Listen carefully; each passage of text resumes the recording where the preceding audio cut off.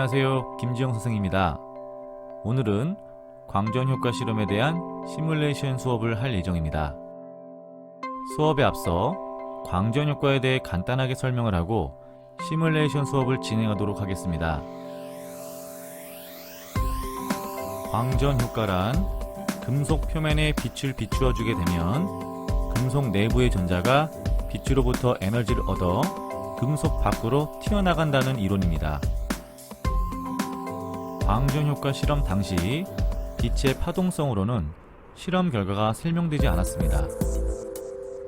1905년 아인슈타인은 빛이 입자성을 가지고 있다라는 광양자 이론으로 광전효과를 설명하게 됩니다. 1906년 전자의 기본 전하량을 측정한 밀리컨은 광양자의 개념에 찬성하지 않았습니다. 즉, 빛이 입자라는 사실에 반대하게 됩니다. 이후 아인슈타인의 이론이 틀렸음을 증명하기 위해 일련의 실험을 시작했고 1914년 아이러니하게 그의 실험 데이터들은 아인슈타인의 이론이 옳았음을 증명해주면서 1921년 아인슈타인이 광전효과를 설명한 광양자설로 노벨상을 받는 데 크게 기여를 합니다.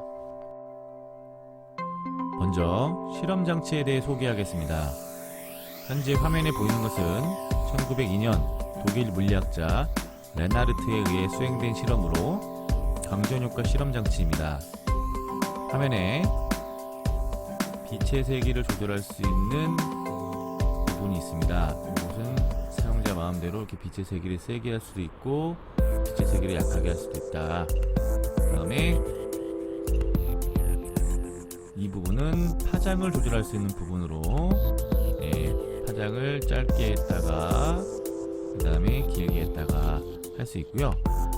앞으로 편의상 파장 대신에 진동수로 바꿔서 설명하겠습니다. 교과서에는 이제 진동수로 설명한 부분이 많아서 파장 대신에 진동수로 바꿔서 설명할 거니까 이 점을 유의해서 들어주셨으면 좋겠고요. 그 다음에 요 부분, 화면의 이 부분은 진공관을 의미하고 그 다음에 그 진공관 안에 이 부분에 금속판이 연결되어 있습니다. 현재는 나트륨 금속이 연결되어 있는 상황이고요. 그 다음에 실험에 따라서 이제 아연, 구리, 백금, 칼슘, 마그네슘 금속 등 다양한 금속으로 바꾸어서 실험이 가능하도록 설계되어 있습니다.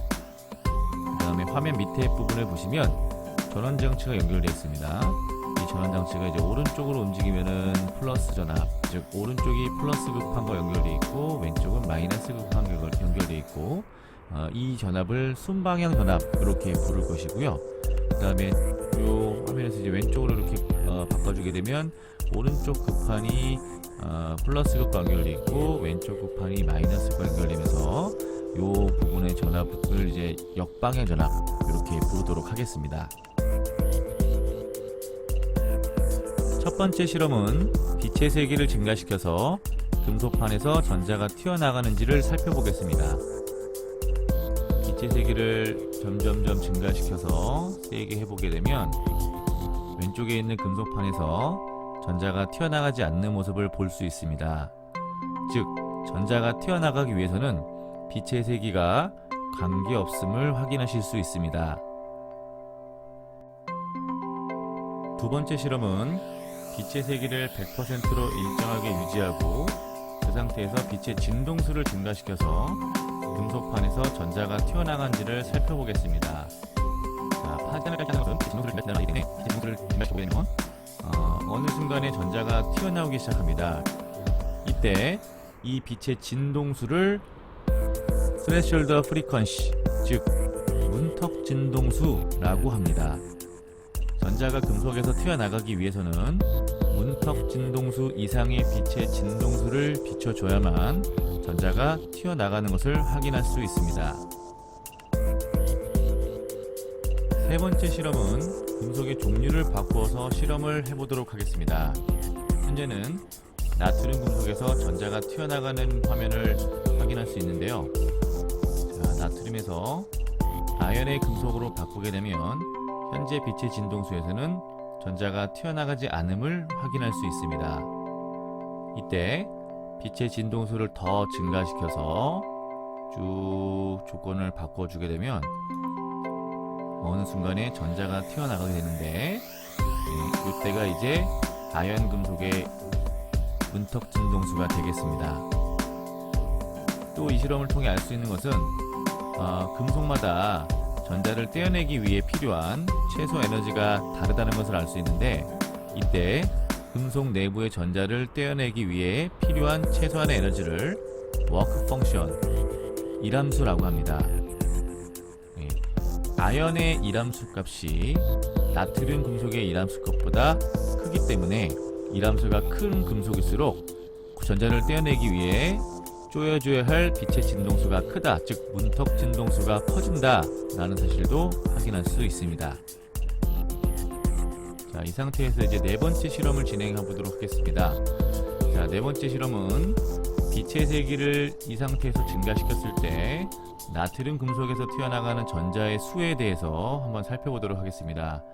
자, 빛의 세기를 증가시켰을 때 튀어나가는 전자의 수에 변화가 있는지를 한번 살펴보게 되면, 빛의 세기가 세면 셀수록 시간당 튀어나가는 전자수가 많아짐을 확인할 수 있습니다. 이것을 아인슈타인의 광양자설에 적용해보면, 아인슈타인은 빛을 광자라는 입자로 봤을 때 빛의 세기가 세면 금속판에 입사되는 광자의 수가 많아지게 되는 것이고, 빛의 세기가 약해지면 금속판에 입사되는 광자의 수도 적어지게 됩니다. 광자와 전자의 1대1 충돌로 생각해보면 광자의 수가 많아질 때 튀어나가는 전자의 수도 많아지게 되는 것입니다. 이때 광자로부터 에너지를 흡수하여 튀어나간 전자들을 광전자라고 합니다.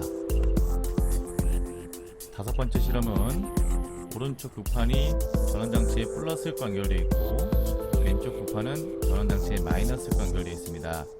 이 상태의 전압을 순방향 전압으로 간주하고 전원장치의 전압을 조절하여 역방향 전압을 걸어보겠습니다. 0.3. 자, 역방향 전압을 걸어주는 순간 전류계의 눈금은 순방향 전압보다 줄어드는 것을 확인할 수 있고요. 그 다음에 왼쪽 극판에서 튀어나온 전자가 반대편의 극판에 도달하지 못하고 다시 되돌아오는 전자들이 관측될 것입니다.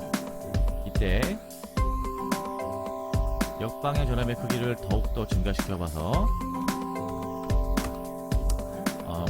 결과를 보게 되면 전류의 값이 더 줄어들 것이고, 역방향 전압을 더 크게 걸어서 0.8V로 걸어주게 되면 전류계의 눈금이 0이 되는 것을 확인할 수 있습니다. 그리고 또 하나, 왼쪽에서 튀어나간 전자들이 오른쪽 극판에 도달하지 못하고 모든 전자가 다 되돌아오는 것을 확인할 수 있습니다. 이때의 역방향 전압을 스타핑 볼테이지, 정지 전압이라고 합니다. 빛의 진동수를 증가시켜 정지 전압을 다시 한번 측정해 보겠습니다.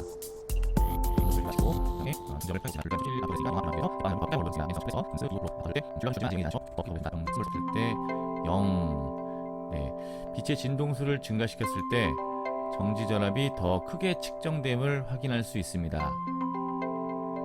빛의 진동수를 증가시키면 역방향 전압이 크게 측정되는 이유는 빛의 진동수가 증가하면 금속판에서 튀어나간 광전자의 최대 운동 에너지가 크게 될 것이고, 큰 최대 운동 에너지만큼 반대편에 도달하지 못하게 하기 위해서는 큰 역방향 전압이 필요하기 때문입니다.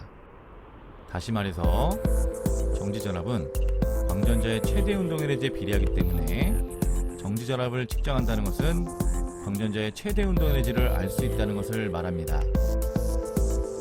이상으로 광전효과 실험을 마치도록 하겠습니다.